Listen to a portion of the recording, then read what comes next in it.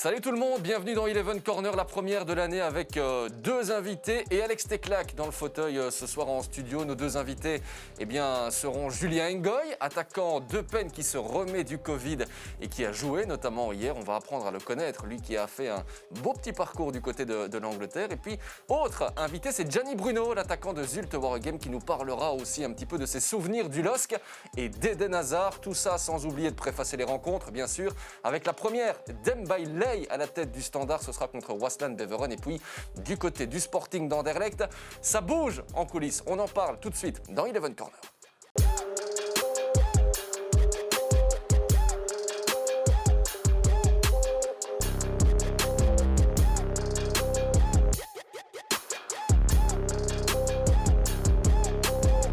Ah, c'est un beau programme qui nous attend ce soir dans Eleven Corner avec, je vous le disais, Alex Teclac qui est là. Salut Alex. Salut Jérémy, salut à tous. Bonne année. Merci vous On aussi. n'a pas encore eu l'occasion évidemment de vous le souhaiter. C'est gentil, hein. Écoutez, moi je vous en souhaite tout autant. Plein d'énergie, plein de fougue, plein de vie comme vous l'êtes. Et plein de foot et bientôt des supporters. Bonne année aussi à vous qui nous regardez à la maison. On est parti dans cette Eleven Corner, la première de l'année avec un anniversaire. Happy birthday to Eden Hazard, 30 ans. Aujourd'hui, l'occasion de ressortir ceci. Son seul but de la saison en Liga. Et quel but, Alex, c'était contre Huesca. On se souvient qu'il a également marqué en Ligue des Champions sur penalty contre l'Inter. Ça fait 2 buts pour lui cette saison, beaucoup de blessures et des interrogations aussi pour l'avenir. Oui, et en plus, il ne le sait pas, Eden, mais enfin, il devrait être très fier puisque c'est vous qui commentiez ce match. C'est vrai. Mais au-delà de ça, effectivement, c'est un peu dommage, évidemment, de le retrouver dans cette situation, mais on en a déjà tellement parlé, il est vraiment englué dans un cercle vicieux. Espérons enfin qu'il puisse retrouver des sensations, tout simplement. Le 7 janvier, comme son numéro de maillot, on en espère encore beaucoup. Des contrôles comme cela, des frappes enchaînées comme celle-là et des buts comme cela pour Eden Hazard. On en reparlera encore avec Gianni Bruno qui sera notre invité tout à l'heure. Gianni Bruno qui a bien connu d'ailleurs Eden Hazard du côté du LOSC. Avant toute chose, le programme tout de même de cette 30e journée de championnat. Ben oui, la reprise a été avancée. C'était censé être un week-end de Coupe de Belgique. C'est finalement la Pro League qui va se jouer. Ben vous le voyez, les rencontres, celle de Moucron très importante à Zulte Waregem. Charleroi ira samedi du côté d'Ostende. Et puis dimanche, Anderlecht ira à Oud-Heverlee-Louvain, le club de Bruges à Saint-Tron. Et puis lundi, vous y serez, Alex, avec Vincenzo Cioro, la rencontre du Standard contre Waasland Beveren. On y vient évidemment à cette rencontre-là. La première d'Mbaye qui a été présentée lundi à la presse avec une question, électrochoc ou pas? C'est en tout cas ce qu'on attend.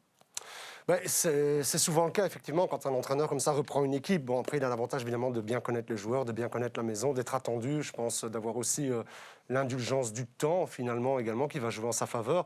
Moi, je trouve qu'il est dans une situation où, quoi qu'il arrive, il a de toute façon absolument rien à perdre, je trouve, d'un point de vue sportif. Il est là où il voulait être, comme pour reprendre ses propos. Et donc, il a moins à perdre aujourd'hui qu'il y a 6 mois, quand il aurait peut-être voulu être à la place de Philippe Montagnier, à qui, Mbaye, on lui a proposé un rôle avec les espoirs. Ça ne lui a pas convenu. Non, je crois qu'il a beaucoup moins à perdre parce que on peut évoquer beaucoup de choses. Évidemment, ce n'est pas lui qui aura fait la préparation avec le Standard, puisque c'est Montagnier.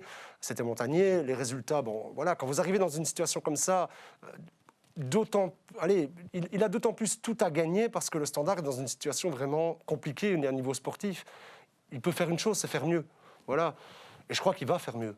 Il va faire mieux, il arrivera à faire en sorte que le groupe, à fédérer le groupe d'abord, ça c'est très important, et peut-être à remettre certaines choses en place parce qu'il a l'avantage par rapport à Montagnier de bien connaître le championnat belge et de surtout bien connaître les joueurs, et les meilleures positions surtout des joueurs qu'il a à sa disposition. Il s'en est déjà expliqué dans la presse, Jérémy, donc ça c'est un énorme avantage pour lui. Après oui, il faudra évidemment que cette équipe elle soit peut-être équipée un peu différemment, avec sans doute l'apport d'un numéro 9. Ça, c'est indispensable, je pense. En un mot, oui ou non, Mbaye, c'était le meilleur choix pour le Standard. Vous y croyez, oui, non? Moi, je pense que... Oui, j'y crois, oui, je pense que ça va fonctionner. Après, est-ce qu'il va pouvoir s'inscrire dans la longueur? Ça, l'avenir nous le dira, mais je pense que là, le meilleur antidote qu'il fallait à cette équipe, c'était un ancien de la maison, qui de surcroît connaît bien les joueurs, connaît bien le championnat, je me répète. Et donc, il était tout indiqué qu'il puisse assurer maintenant cette fin de championnat. Je pense que c'était un choix pertinent, selon moi, oui. Avec à ses côtés Réginald Goreux, ça aussi, ça fait plaisir, on a déjà pu le lire aux supporters, qui retrouvent deux visages à qui ils peuvent aussi s'identifier, et ça fait plaisir, on le sait aussi, à Paul-José Mpoku, qui était avec nous il y a quelques semaines dans Eleven Corner, très actif sur les réseaux sociaux. Il a apprécié ce choix. Si je vous dis 16 à la maison, 16, eh bien c'est le 16e ex-joueur du Standard qui devient entraîneur. Mbaye, vous pouvez en citer d'autres, Alex? Michel Prudhomme, qui est d'ailleurs le seul des précédents ex-joueurs à être devenu entraîneur, à avoir été champion avec le Standard. Michel Prudhomme. Oui, après, c'est déjà un peu facile. Si je vous dis Mircea. Oui, mais Rednick, évidemment. Oui, juste. Si je vous dis tempérament fougueux, Grinta, Portugal. Oui, Ricardo, oui, Sapinto, évidemment. Entre autres. Et puis, on ne va pas tous les faire, évidemment. Il y a eu Jos Dardenne également. Et le tout premier à avoir été joueur du Standard et puis à être devenu entraîneur. C'est une colle. Je ne le savais pas moi-même, je vous l'avoue, mais je l'ai lu. On a pu notamment découvrir ça dans les petits papiers de la dernière heure Les Sports aujourd'hui. Eh bien, c'est Pierre Kogel qui était le premier. Donc voilà, ainsi pour la culture générale footballistique. C'est bien. Ça fait du bien. Bon, la conférence d'Mbaye, Alex, ce qu'on a retenu notamment, c'est qu'il a été franc directement. Le Standard se cherche un attaquant. Oui, il n'a pas tourné autour du pot. Je pense que c'était important aussi de le faire. Ils en avaient discuté sans doute au préalable, puisqu'Alexandre Grosjean était à ses côtés lorsque ça a été évoqué. À mon sens, c'est indispensable, puisqu'ils en ont balancé 2 dans le noyau B. Donc, ça, on va y revenir aussi. Donc ça veut dire que Obi Oulare, qui aurait un prêt avec une option d'achat du côté de Barnsley, dans le Championship en D2 anglaise, il ne serait pas chaud d'y aller. C'est ce qu'on a pu entendre. Aussi. Avenatti, renvoyé dans le noyau B, prêt avec peut-être option d'achat du côté de Malines. Oui. Il se dit qu'il n'est pas non plus... Voilà, on attend l'accord d'Avenatti. À voir. Il se passe beaucoup de choses. Quand on regarde les statistiques, Oulare, c'est 2 buts en 12 matchs. Avenatti, 1 but en 10 matchs. C'était ce qu'il fallait faire, Alex. Ça a peut-être surpris beaucoup. Oui, après... Je pense que Ley n'est pas directement, évidemment, responsable de cela, soyons clairs. Je pense que la décision elle a été prise aussi peut-être pour des raisons... sans doute pour des raisons de rendement par rapport à ce que ces attaquants-là coûtent, et notamment Avenatti, qui coûte quand même relativement cher. C'est peut-être là aussi que pose un problème par rapport au prêt à Malines. Mais au-delà de ça, il fallait de toute façon prendre des décisions pour faire rentrer du 109. Alors si c'est ça l'idée, on peut le comprendre. D'un autre côté, c'est finalement des attaquants qui n'ont pas pu s'inscrire dans la durée avec l'entraîneur précédent, qui ne pourront pas le faire avec le nouveau non plus. Donc dans ce sens-là, j'ai peut-être été un petit peu surpris, surtout pour Oulare. Honnêtement, surtout pour Oulare, parce qu'à l'époque, Ley, quand il était adjoint de Michel Prudhomme, je l'avais déjà entendu évoquer quand même Oulare dans des termes assez positifs. Donc c'est peut-être sans doute une décision qui lui est passée au-dessus de la tête. Voilà. J'imagine qu'il n'a pas eu trop son mot à dire. Maintenant, s'il avait vraiment fait le forcing pour en conserver un des deux, je pense aussi qu'on l'aurait quand même un petit peu écouté. Et après, peut-être que pour des impératifs financiers, ce n'était pas possible. On verra évidemment. Les masques, c'est embêtant, Alex. On voit votre nez apparaître comme cela. Désolé. C'est évidemment l'ère de la télévision aujourd'hui. On pense évidemment à Renaud Aymon, qui était parti en janvier dernier pour 4 millions d'euros. C'est 15% de temps de jeu seulement, Renaud Aymon, du côté de Nantes. Il joue vraiment très peu. Bon, voilà, un petit but seulement pour lui en 10 matchs, où Raymond Domenech est arrivé. Voilà, on espère l'avoir, Renaud Aymon, dans un Eleven Corner prochainement. Il aurait fait du bien, je pense, aussi au Standard, notamment dans cette situation. Surtout que le Standard joue contre Waasland Beveren. Oui, c'est vrai, un de ses anciens clubs. Mais en effet, effectivement, je pense que c'est un attaquant... Voilà, il était comme il était, avec son style singulier, parfois très critiqué, mais en tout cas, c'était une garantie d'avoir au moins 10 buts par saison avec lui. Voilà. Mais je suis convaincu, en fait, que le problème d'Avenatti et d'Oulare, c'est un problème de confiance, etc. Mais c'est surtout un problème... Aujourd'hui, ils ont un statut tel qu'ils sont devenus, surtout Avenatti, indéfendables par rapport à ce qu'il a coûté. C'est toujours ça qu'on met dans la balance. S'il avait coûté 500 000 €, on n'en parlerait pas comme ça. Il a coûté beaucoup plus. Et donc ça pose un problème. Et son salaire aussi est assez élevé. Des infos du vestiaire de Sclessin, où Leifis ne sera pas là pour le match de ce week-end, puisque Leifis est rentré au pays sans autorisation du club. C'est à préciser aussi, pour aller rejoindre sa femme qui est enceinte. Le problème, c'est qu'entre-temps, il a chopé le Covid, et donc il est en quarantaine, il est bloqué du côté de Chypre. Donc forcément pas là ce week-end. Information aussi que l'on a pu lire dans la dernière heure. Les sports, toujours bien informés, évidemment, également. Waslan Beveren, ce week-end, attention, le Standard qui a été battu à Sclessin contre les derniers. Il y a eu la défaite contre Saint-Tron, la défaite contre Moucron. Waslan, Alex peut prétendre aller faire quelque chose là-bas? Ils arrivent au plus mauvais moment, ça c'est certain, par rapport aux équipes précédentes que vous avez citées, parce que là, voilà, il y a une nouvelle dynamique sans doute qui va être installée au Standard. Après, il y a beaucoup de choses qui se sont passées aussi en coulisses du côté de Waslan, avec le changement, un nouveau directeur sportif qui est arrivé, qui a remplacé le précédent espagnol. Je pense que le club a peut-être un petit peu aussi perdu de son identité. Vous allez me dire, c'est pas la peine de s'étendre trop sur Waslan, mais attention, c'est une équipe quand même qui, ces derniers temps, a réussi à faire des résultats et surtout à avoir enfin du contenu. Donc, je disais tout à l'heure, dans la lutte pour le maintien, ils auraient tort de ne pas y croire, effectivement, de pouvoir aller chercher des points là-bas éventuellement. Mais ce sera ma dernière question pour refermer ce chapitre. Waslan Beveren va-t-il se maintenir? Oui ou non, la réponse d'Alex Teclac? Moi, je ne pense pas. Je ne pense pas. Je crois je crois que c'est l'équipe qui devrait normalement descendre. Je pense, parce qu'il y a déjà eu beaucoup trop de chamboulements dans cette équipe jusqu'à présent. Le oui ou non devient un je ne pense pas. C'était la réponse d'Alex Teclac. La suite, eh bien, ce sera avec un invité, un certain Julien Ngoy.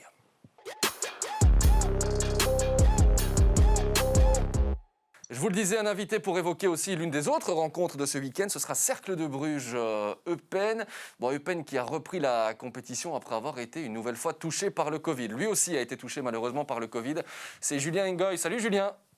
Salut, salut. Bon, on devait vous avoir depuis plusieurs semaines. Le problème, c'est que le virus ne vous a pas épargné non plus du côté d'Eupen. On est heureux de vous retrouver. Bon, comment ça va tout d'abord?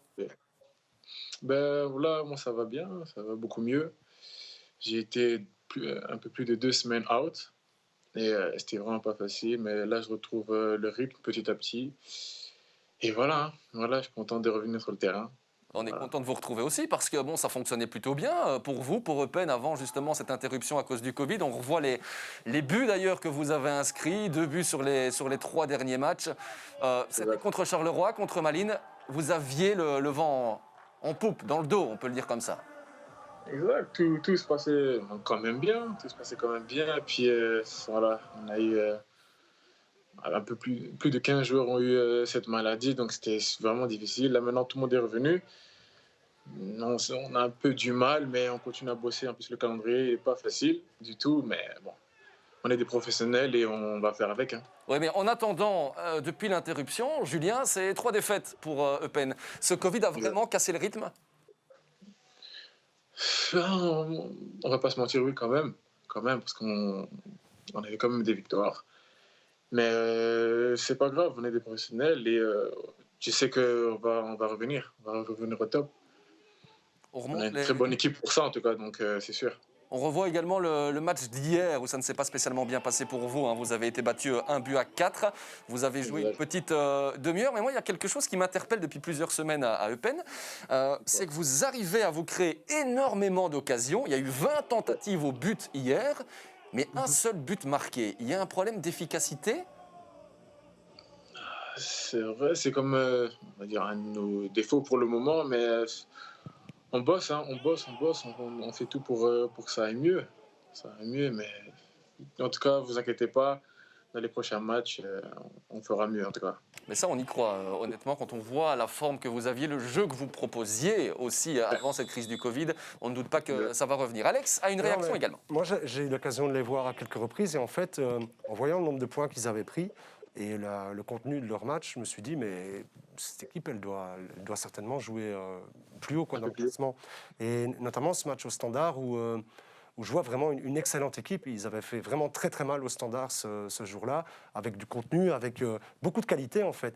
La seule chose qu'on pouvait reprocher, c'est un peu paradoxal ce que je veux dire, mais c'est que c'est une équipe qui joue presque trop, qui parfois pense pas bien, en tout cas gère pas bien ses reconversions défensives, commet parfois des erreurs individuelles derrière aussi, mais surtout place beaucoup de joueurs devant la balle. Alors ça donne une équipe spectaculaire, mais pas toujours bien équilibrée dans la phase défensive du jeu. C'est un peu ce qui m'avait marqué. Mais quand ils ont la balle, c'est vraiment une équipe qui sait produire du jeu et produire du foot. Donc voilà, je trouve que les statistiques que vous avez citées tout à l'heure ne m'étonnent pas. D'accord avec ça, Julien? Exact, j'entends bien ces critiques. Je sais très bien qu'il y a eu plusieurs matchs, également contre Zult. On gagnait 2-0, puis après, ils nous ont battu 3-2. En vrai, ça doit pas se passer.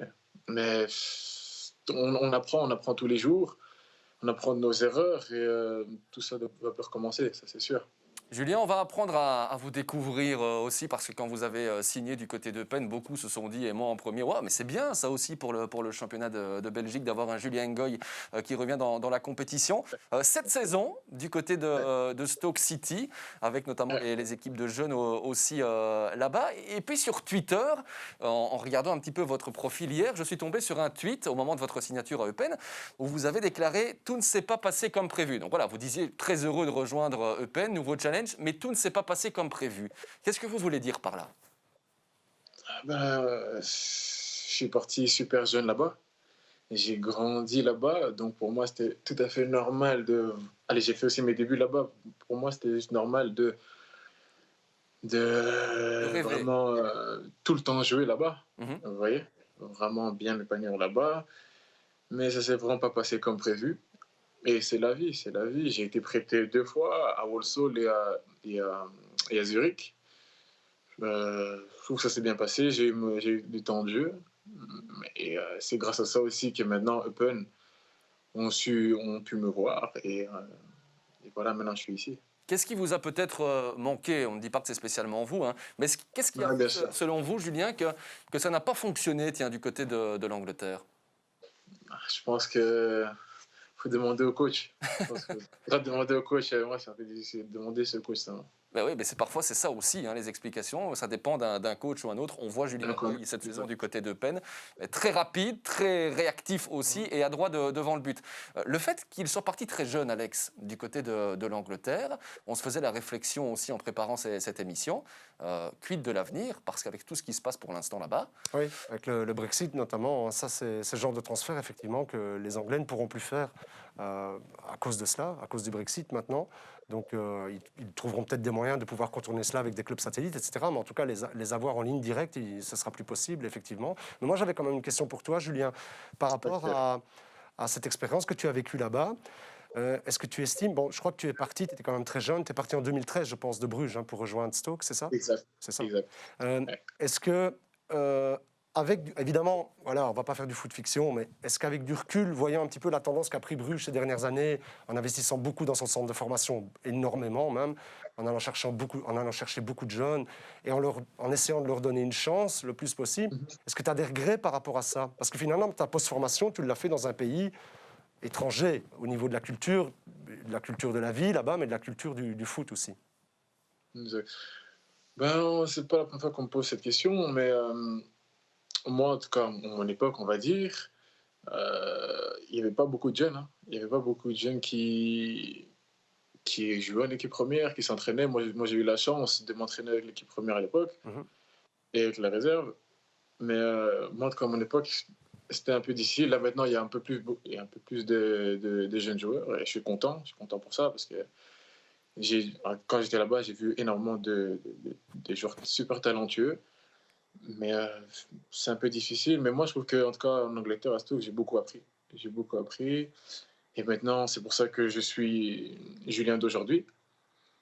Parce que je trouve quand même que j'ai eu une bonne formation là-bas à Stoke.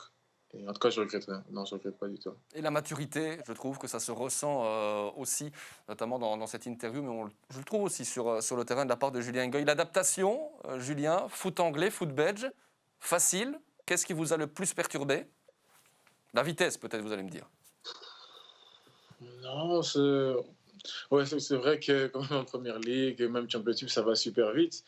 Mais je trouve qu'ici aussi, il y a des joueurs super talentueux, super rapides, super techniques. Il y a vraiment de tout ici en Belgique. Et c'est ça que vraiment j'aime bien.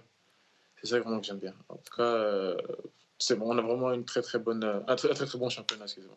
Il y a un lien quand même entre Stoke et Eupen, si je ne m'abuse, au niveau du climat. Il fait souvent dégueulasse du côté de Stoke City, non?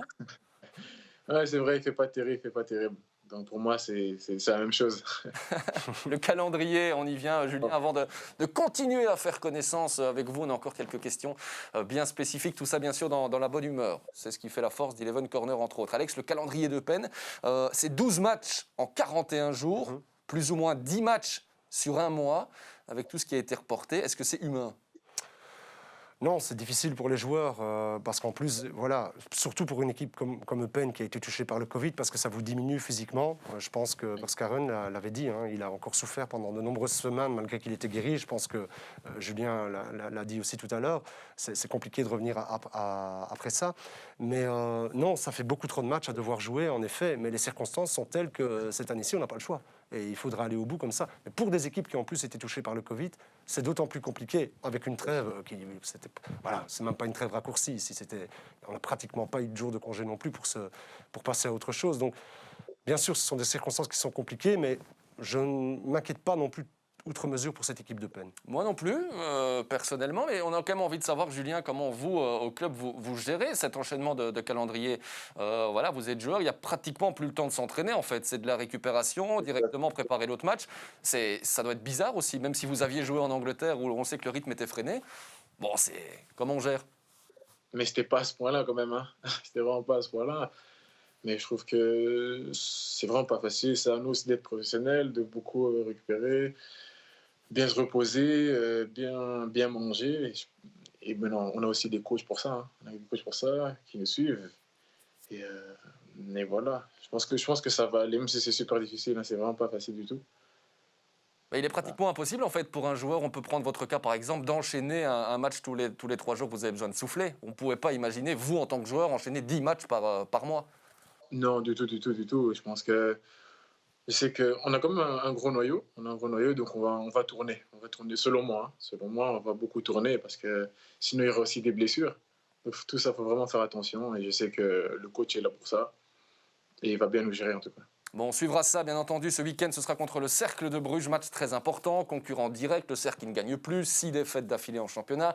5 défaites d'affilée à la maison pour le Cercle. Bon, il ne faudra pas le perdre parce que vous aviez quelques matchs de retard, Julien, et on se disait, bon, Eupen, avec ses matchs en retard, peut encore remonter. Là, ça commence tout doucement. Voilà, il faut gagner. Oui, bien sûr. C'est ça l'objectif. Hein. Essayer de gagner tous les matchs. En plus, on en est capable. On a vraiment une équipe, pour moi, extraordinaire.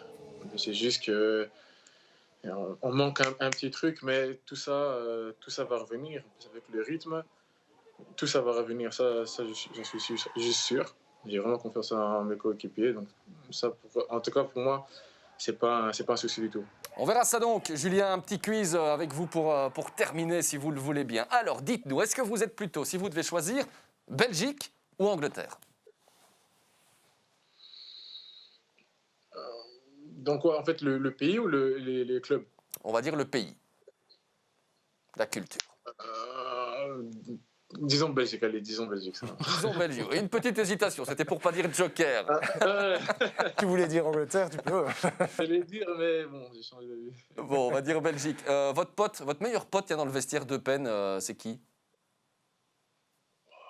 Je m'entends vraiment avec tout le monde. Hein. Il y a bien une affinité un peu plus avec quelqu'un, peut-être celui avec lequel vous faites du covoiturage, que celui que vous pouvez aller voir la nuit s'il a un problème, ce serait qui? Vraiment avec tout le monde, disons Edo Kayembe. Edo Kayembe, l'ancien d'Anderlecht. La plus belle rencontre, tiens, Ouais. vous étiez parti, on le disait, à l'étranger, la plus belle rencontre de votre carrière? La plus belle rencontre. Ça peut être un joueur qui vous a marqué. J'en ai vu des joueurs, disons Imbula. Imbula. Ouais, je pense que c'est vraiment le joueur qui m'a le plus marqué. Ouais. D'accord, Ouais. pas Alex Teklak. On retient. Julien, vous êtes plutôt français dans le langage, anglais, néerlandais ou allemand, qui sait? Non, français, anglais, mais plus français. Hein. Plus français. L'allemand, quelques notions avec Eupen Non, du tout. Du tout. Bientôt, on va apprendre. Bientôt. Bon, est-ce que vous avez des frères, tiens? Un seul frère. Ouais. Est-ce qu'ils jouent au football? Non, quand il était plus jeune. Ouais. Mais Donc, j'ai les études là maintenant. parce que nous, on a lu, évidemment, on sait que c'est pas de la famille, mais il y a un autre Ngoy qui commence à percer du côté du Standard. Ça n'a rien à voir avec la famille, ça. Non, je ne connais pas du tout. Je n'étais pas au courant aussi. Donc, Vous irez faire quelques recherches peut-être sur un arbre généalogique. avec. C'est Nathan pour le prénom. Nathan Ngoy du côté du Standard. Le club belge dans lequel vous aimeriez jouer en Division 1? Là, je suis à Eupen en tout cas. Je ne sais pas. On verra bien. Là, pour moi, je suis à Eupen et je suis content. D'accord, on va terminer avec l'importance pour vous de la famille. On a aussi été voir un petit peu sur les réseaux sociaux. Il y a des beaux clichés, notamment avec madame et avec votre petit bébé. Ah oui, c'était à Noël, hein. Oui, c'était à Noël. Ouais. C'était à Noël. Ouais, ben, en fait, qu'est-ce qui s'était passé ce jour-là? Un jour avant, on nous a... Non, 2 jours avant, elle a été négative. Et un jour avant, j'étais négatif parce qu'on pensait qu'on n'allait pas fêter à 3. D'accord. On était super tristes. Et allez, un jour avant, on nous a dit oui, que je suis négatif. Et on était contents. Donc on a fêté Noël ensemble et on voulait faire cette photo. Un beau moment à retrouver sur les réseaux sociaux de Julien Ngoy. Julien, qui va remporter le soulier d'or selon vous? Ah ouais, elle est vache, hein, celle-là. C'est pas facile. Ouais. C'est vrai que Alex sera cuisiné de la même manière dans quelques instants, qu'il se prépare. Ouais, je sais pas, hein, le meilleur buteur, c'est bien celui de Genk, c'est ça? Ouais, Onuachu. c'est Paul Onuachu. Vous l'avez vu de près hier, hein? Ouais, mais ouais, il a beaucoup déjà, il a 18. Possible, lui, hein, possible, Ouais. mais bon. Ouais, Allez, on note. C'est gentil, Julien. Merci d'avoir été avec nous. merci beaucoup, moi aussi, c'était un plaisir en tout cas. Eh bien, partagez. Bon match ce week-end donc pour les Pandas contre le Cercle de Bruges. Nous, on continue avec Alex Teclac. Ben oui, le soulier d'or, tiens, qui va remporter? Qui sera joueur de l'année, Alex? Vous voulez que je vous dise qui j'ai voté ou qui va Par exemple, allez-y. De toute façon, je vous pose la question. Vous Moi, me j'ai répondez de la voté, manière dont vous voulez. Pour le soulier d'or, j'ai voté pour Mignolet. Mignolet. Ouais. Très bien. J'ai donné des points à Mercier aussi. Et j'ai donné des points à Mata pour le soulier d'or. Voilà. Très Parce bien. que je trouve que légitimement, c'était difficile de trouver un autre joueur, même si c'est un gardien de but, que lui sur l'année 2020. Ou alors ça aurait été un vote sur quelques semaines et qui pour moi n'est pas représentatif de l'année 2020. Mais je sais que ce ne sera pas ça. Très bien. Ben, on verra, Alex. Merci. On enchaîne. L'espoir de l'année, un nom? On sait qu'on pourrait citer des Vranks, des Raskin, des Sombi, des De Ketelaar. De Ketelaar, ce sera lui ou Raskin. Mais je crois que ce sera De Ketelaar. De Ketelaar ou Raskin. Le gardien de l'année? Vous mettriez Mignolet. Mignolet Sans aussi. hésitation. On a beaucoup parlé de Baudard également. L'entraîneur de l'année? Il y a des... Clément, c'est logique. Il a été champion. C'est logique, même s'il l'a été d'une manière particulière, mais je pense que ce sera Philippe Clément. Ça pourrait être Brace aussi. Absolument. Fait du bon boulot avec Louvain. Ouais. Enfin, moi, je lui ai donné des points aussi. Parce qu'il a fait monter cette équipe de Louvain, en effet. Losada, pas? Non, je ne donnerai pas de points. L'écho non plus? J'aurais pu lui donner des points, oui, il en mériterait parce qu'il a gagné la coupe. Vélocine. Effectivement. Karim aussi, oui. Oui, il On peut mériterait tous des les faire. points. Hein. Non, mais eux méritraient des points, ils sont légitimes. Il y a d'autres entraîneurs, Absolument. vous ne pouvez pas leur en donner. Après, voilà, mais après, vous savez, l'entraîneur, il est toujours aussi je veux dire, dépendant de ce que va produire son équipe, du contexte aussi dans lequel il arrive. Voilà, on verra Van Azebroek, par exemple, lors du prochain vote, s'il pourra rentrer en ligne de compte. Et je pense que oui. Je vous titille un petit peu, c'est justement pour aussi rappeler à tous nos téléspectateurs les différents entraîneurs qui pourraient éventuellement, bien sûr, être nommés. Vous vous débrouillez pas mal, Alex. Du coup, j'en ai une dernière pour vous. Allez-y. Le meilleur Belge à l'étranger? Pour moi, honnêtement, j'ai hésité, mais je le donnerai à Courtois. Je le donnerai à Courtois parce que là aussi, c'est un gardien en plus. Parce qu'il a été, pour moi, décisif, déterminant dans la quête pour le titre du Real.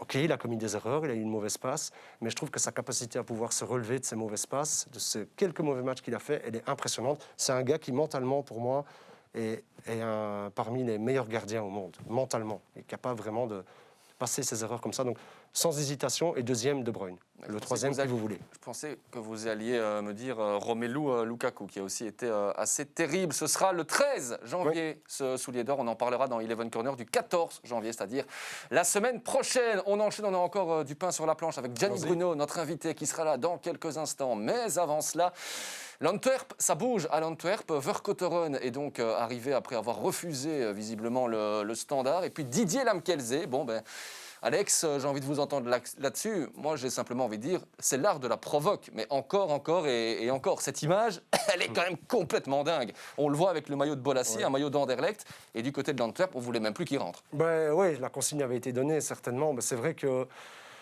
il a tout fait pour se faire remarquer. Bon, je pense que ça reste malgré tout un joueur exceptionnel. C'est un très bon joueur, il ne faut jamais l'oublier. Je me demande quand même dans quelle mesure, ici, le fait d'avoir présenté ses excuses auprès, finalement, de l'institution, de son club, n'est pas un nouveau départ. Est-ce que Luciano, très malin, se dit, là, c'est quand même un produit sur lequel j'ai investi, avec lequel on pourrait avoir un bon rendement aussi financier. N'a-t-il pas aussi travaillé le garçon pour qu'il présente ses excuses et qu'il soit de nouveau utilisable par un nouvel entraîneur? Parce qu'on sait qu'il était complètement cramé avec l'ECO. Les déclarations de Lamkelze ont été dans ce sens-là, il n'y est pas allé de main morte. Donc ici, c'est peut-être un nouveau départ. Et je me dis que la porte était peut-être entrouverte pour un départ au mercato hivernal. Elle s'est peut-être un peu refermée finalement parce que Vercouteren va peut-être savoir l'utiliser. On parlait du Panathinaikos pour Lamkelze. En attendant, vous parliez de ses excuses, Alex. Oui. On les a, les excuses, on les écoute. Tout d'abord, bonsoir à tous. Je voudrais m'exprimer pour les événements qui se sont passés. Je tiens tout d'abord à demander des excuses au club. Je tiens à demander des excuses aux supporters d'Anvers parce que ce sont des supporters magnifiques et merveilleux qui m'ont toujours soutenu. Et si j'ai réagi comme ça, c'est parce que j'avais un peu la tête ailleurs et les transferts et tout.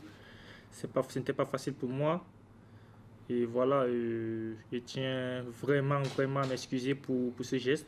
Sans oublier mes coéquipiers du vestiaire et le staff technique qui me soutient depuis mon arrivée ici. Je tiens à m'excuser pour ça. Et je suis disponible pour le club. Si le nouveau coach a besoin de moi, je suis disponible. Et grand merci à vous. Et j'espère qu'on va se retrouver très bientôt sur le terrain. Merci. Oui, parce que c'est un joueur talentueux, il est disponible pour le club et certains se demandent avant la prochaine provocation, on verra évidemment ce que ça va donner.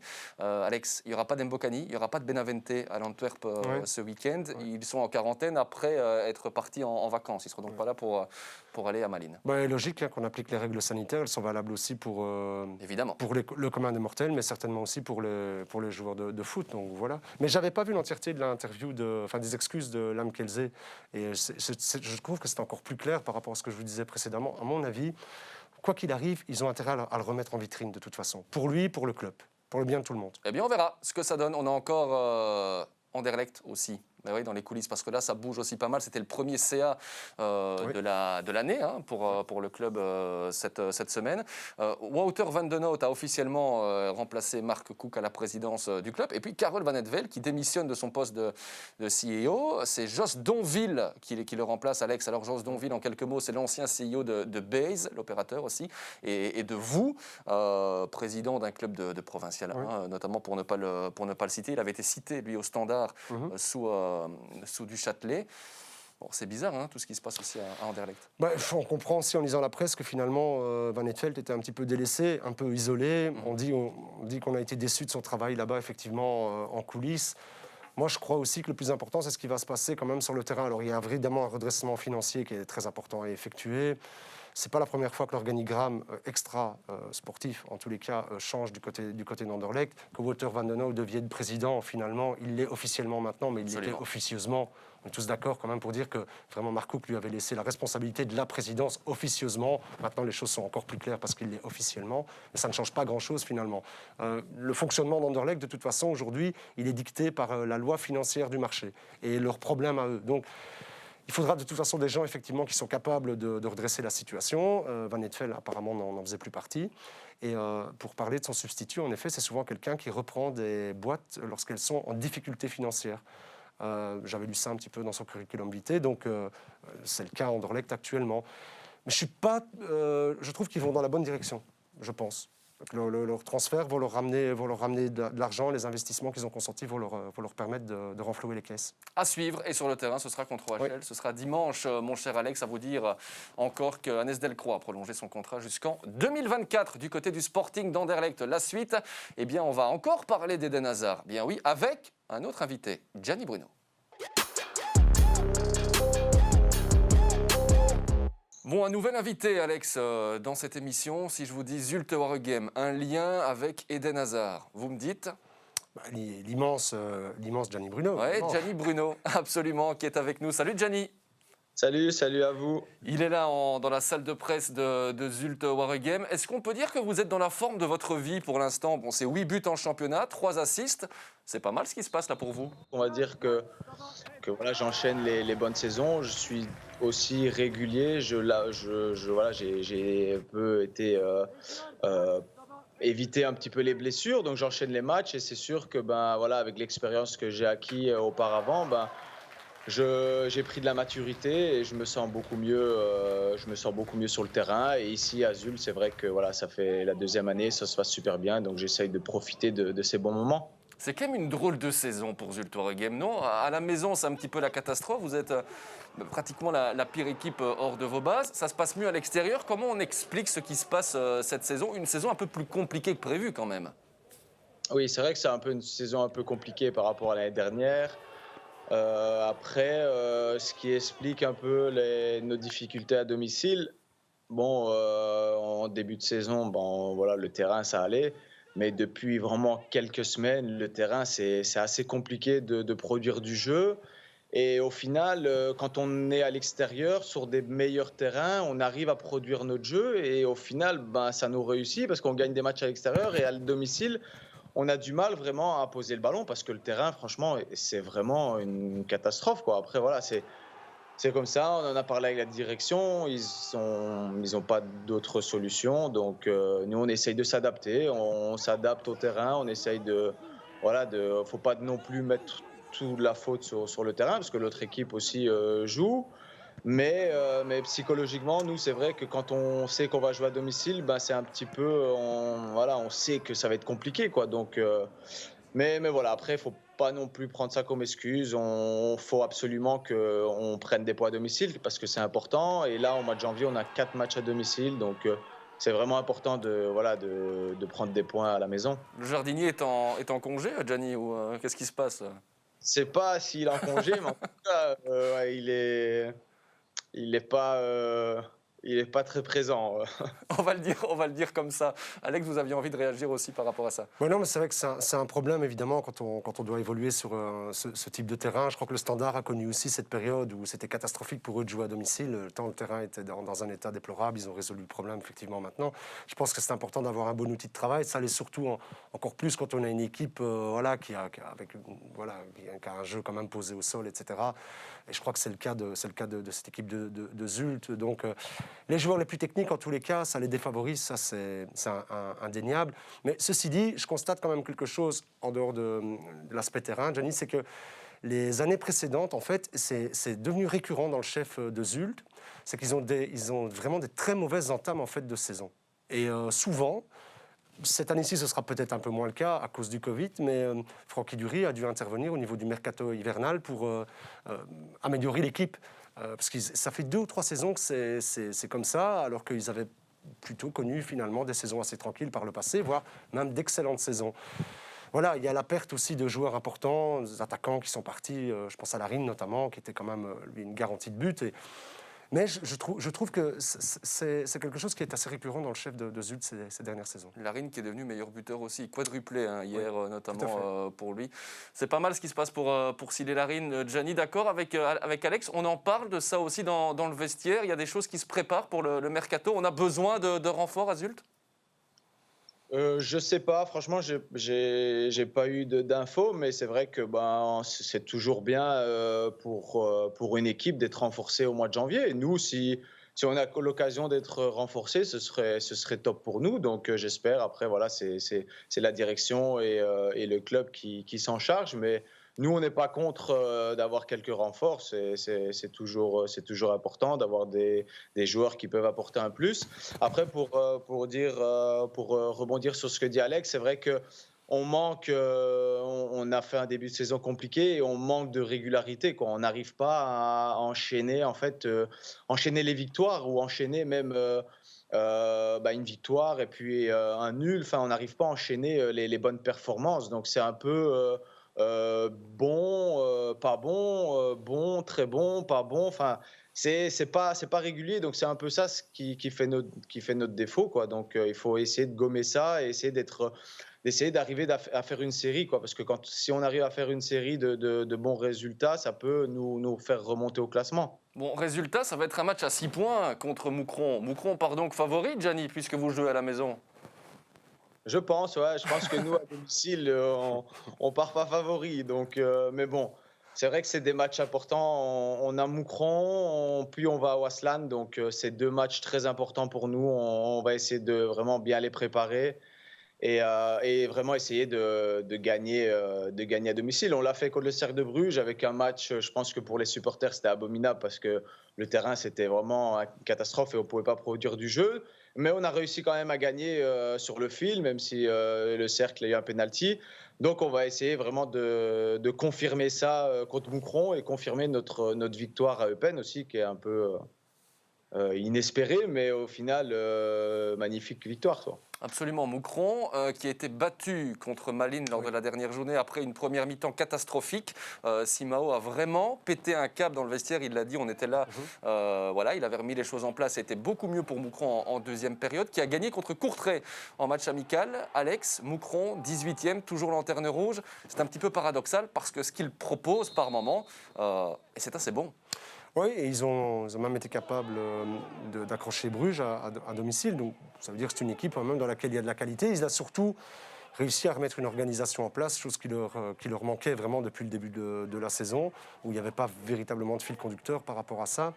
Je trouve aussi qu'il y a quand même un autre état d'esprit maintenant et que l'entraîneur est directement responsable. Enfin, grâce à lui, on voit vraiment l'équipe animée avec de meilleures intentions, plus de combativité, une meilleure organisation. Voilà, des joueurs aussi qui jouent vraiment à leur bonne position. Ce ne sera pas un oiseau pour le chat, hein, et c'est difficile vraiment de se prononcer quant à la descente dans notre championnat. Absolument, Vraiment. Alex. On va se retourner vers Gianni. On va parler du LOSC dans quelques instants, mais j'avais une question, Gianni, pour vous. C'est le mercato. Vous marquez déjà 8 buts. C'est pas mal quand on regarde le classement des buteurs. Vous avez eu des offres pour éventuellement partir. On sait que le Standard se cherche un attaquant. C'est Mbailey qui l'a dit. Non, aucune offre. Et voilà, c'est pas. Enfin, pour moi, c'est pas une priorité de partir au mois de janvier. Je suis bien ici à Zult et j'aimerais quand même finir la saison ici. Donc voilà, après, on verra. Dans le foot, on ne sait jamais, mais pour l'instant, pas d'offre. Il y a un club qui vous plaît, dans lequel vous aimeriez jouer en Belgique ou pas? Pas spécialement, non, pas spécialement. Je pense que vous aimeriez que je dise le Standard parce que Non, j'ai pas été formé spécialement. là-bas. Mais non, pas spécialement. Non, franchement, il n'y a pas de club en particulier où j'aimerais évoluer en Belgique. Mais voilà, après, on verra. Moi, j'essaye de faire des bonnes performances et puis on verra à la fin de la saison ou au mois de janvier. Mais on verra bien. Peut-être aller chercher le titre de meilleur buteur. Onuachu a encore planté 3 buts hier. On en a parlé avec Genk tout à l'heure. Bon, le LOSC, on vous a déjà dit, Gianni, que vous avez un petit air d'Eden Hazard. Oui, on me l'avait déjà dit. Ouais, c'est vrai que de temps en temps, on me dit que je ressemble un petit peu à Eden voilà, c'est toujours c'est bien, c'est flattant, même si voilà, on compare plus le physique que les qualités sportives, mais non, c'est vrai on me l'a déjà dit. Ouais. Bon, ça vous rappelle des souvenirs, Eden Hazard, on en profite. Vous lui avez déjà fait un petit message, c'est son anniversaire aujourd'hui. 30 ans, vous ne l'avez pas oublié, ça j'en suis sûr. Encore, non, je vais pas encore dit, je viens de sortir de l'entraînement, donc, mais je vais lui envoyer un petit message cet après-midi et ça me fera plaisir. Et voilà, 30 ans, il y est arrivé, moi bientôt, donc on se suit. Mais voilà, c'est toujours sympa d'avoir des nouvelles d'Eden. Ce sera au mois d'août pour vous, votre anniversaire, Gianni. Bon, pour la trentaine. Ouais. On a encore un petit peu de temps, le temps de marquer des buts, vous vous en souvenez, le LOSC, il y a eu le centre de formation, et puis vous n'étiez jamais très loin, vous venez de vous dire, on se suit dans les âges, sur le terrain aussi un petit peu. Vous en avez des souvenirs avec Eden, notamment du côté de Lille? Oui, c'est vrai que j'ai beaucoup de souvenirs avec Eden, et c'est vrai que pour moi, c'était un exemple. Il était au centre de formation, et puis c'est vrai que lui, il a gravi les échelons très rapidement. Et puis, moi, c'était un objectif d'essayer de le rattraper, quoi. Et au final, j'ai réussi à le rattraper quand j'ai intégré le groupe pro. Il était toujours là, donc on a joué ensemble en pro. Et c'est une fierté d'avoir pu évoluer avec lui au LOSC. Et d'ailleurs, c'est lui qui m'a fait ma passe décisive pour mon premier but en Ligue 1. Et oui, voilà, franchement, c'est vraiment une fierté d'avoir pu jouer à ses côtés. Et ça ne m'étonne pas voilà, où il est maintenant. J'étais sûr que il allait faire une très grande carrière, quoi. Oui, vous jouez encore de temps en temps avec son frère, hein, avec Kylian, qui est toujours là aussi dans le championnat. Oui, c'est vrai, on a joué un an ensemble Au au cercle. cercle et on est toujours en contact parce que voilà, on se voit souvent en dehors avec Kylian et on est souvent ensemble. Donc j'ai aussi, après Kylian, des nouvelles d'Eden en plus. Donc voilà, c'est toujours sympa. Et Gianni, par rapport à ton passage au LOSC et la post-formation, enfin la formation que tu y as voilà, pratiquée là-bas, ta décision de rejoindre ce club, elle était mûrement réfléchie et dictée par des impératifs sportifs à l'époque? À l'époque, en fait, donc moi j'étais au Standard à 15 ans et c'est vrai qu'avec mon père, on avait, enfin lui avait cette idée-là en fait que je finisse ma formation en France parce que à cette époque-là, on va dire que la formation en Belgique était pas encore très professionnelle et du coup, on voulait vraiment peaufiner ma formation en France parce que voilà, on savait qu'elle était vraiment réputée pour être l'une des meilleures en Europe. Et c'est pour ça que quand le LOSC est venu, m'a suivi pendant un an et ils ont insisté. Et moi, franchement, aussi le fait d'avoir côtoyé Eden à cet âge-là, juste avant de signer au LOSC, j'ai demandé beaucoup d'informations à Eden, comment ça se passait. Et tout ce que m'avait dit Eden, c'était positif. Et franchement, voilà, après, j'ai intégré le LOSC, j'ai intégré au moment où Luchin a ouvert, le domaine de Luchin a ouvert. Donc, pour moi, c'était magnifique, c'était Disney, quoi, d'intégrer un centre de formation aussi beau, avec tout à disposition. Donc, franchement, et puis des coachs, des anciens coachs professionnels. Donc, moi, personnellement, avoir intégré le LOSC, ça m'a permis de progresser énormément et de découvrir aussi une autre culture du foot, quoi. Parce que voilà, en France, on sait la culture un peu de la technique et c'était important pour moi et je regrette pas mon choix en tout cas. Les souvenirs de Gianni Bruno dans Eleven Corner. On a encore un petit exercice pour vous, Gianni, avant de vous laisser. C'est le petit jeu des pronostics. On va pronostiquer justement les rencontres de ce week-end. On va voir les rencontres. C'est parti ensemble. Vous allez me dire victoire, match nul ou défaite. Bon, Zulte Waregem, Moucron, on le passe. Vous êtes directement concerné. Puis vous nous aviez dit Moucron. Non, on rigole. On ne va pas vous mettre dans l'embarras. Il y aura Courtrai qui va jouer également ce week-end contre Genk. Gianni, un petit résultat. Je pense une victoire de Genk. Une victoire de Genk qui pourrait donc enchaîner. Il y aura Cercle de Bruges, Eupen. Match nul. Ostende, Sporting de Charleroi. Je pense à une victoire de Charleroi. Bon, on verra tout ça. Ce sera dans le box-to-box samedi avec Swan Borsellino. Dimanche, il y aura Malines Antwerp. Malines Antwerp, allez, petite victoire pour Malines. Berscott, Lagantoise. Match nul. Match nul pour Gianni Bruno. Il y aura OHL Anderlecht, belle affiche, dimanche 18h15. Ouais, belle affiche, ouais, allez, ouais, je vais dire Anderlecht parce que Louvain est un peu moins bien, donc Anderlecht est en confiance, je vais dire Anderlecht. Anderlecht, contre qui vous avez marqué il n'y a pas si longtemps que cela, un très joli but. Il y a Saint-Tron, Club de Bruges également. Ouais, difficile parce que Saint-Tron est en bonne forme, mais je pense quand même que le club va gagner. Bon, il y a encore un match lundi. Il y en a tous les jours sur Eleven. Un certain Standard Waasland Beveren. Tiens, match très très important. Très important, ouais. Donc voilà, quand il y a un nouveau coach qui arrive dans une équipe, ça booste tout le monde. Donc allez, je vais dire le Standard. On verra s'il y aura cet électrochoc. Merci beaucoup, Gianni. On rappelle qu'à ce petit jeu des pronostics, il y a Faris Haroun et Julien Dessart qui ont réalisé un 5 sur 8. On vous tiendra au courant, bien sûr, sur vos résultats. Merci d'avoir été avec nous ce soir. Merci à vous. Merci à vous pour l'invitation. Avec grand plaisir et bon match samedi donc à la maison contre Moucron. On sera là dans le box-to-box.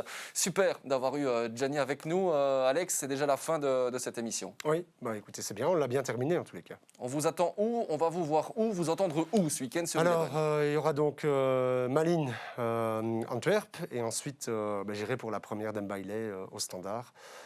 Donc voilà, c'est un beau programme en perspective, tout comme tous les autres matchs d'ailleurs. Hein. On sera là, on sera bien Standard présents. Waasland avec Vincenzo Churro qui commence Exactement. cette rencontre à vos côtés. On a hâte de vivre ça, la première d'Mbailey. En attendant cette émission, vous pouvez la partager, vous pouvez la voir, vous pouvez la revoir sur YouTube notamment et sur le site et d'Eleven Sport. Tout ça est gratuit, bien évidemment. Prenez soin de vous, un bon week-end, on peut déjà le dire comme ça.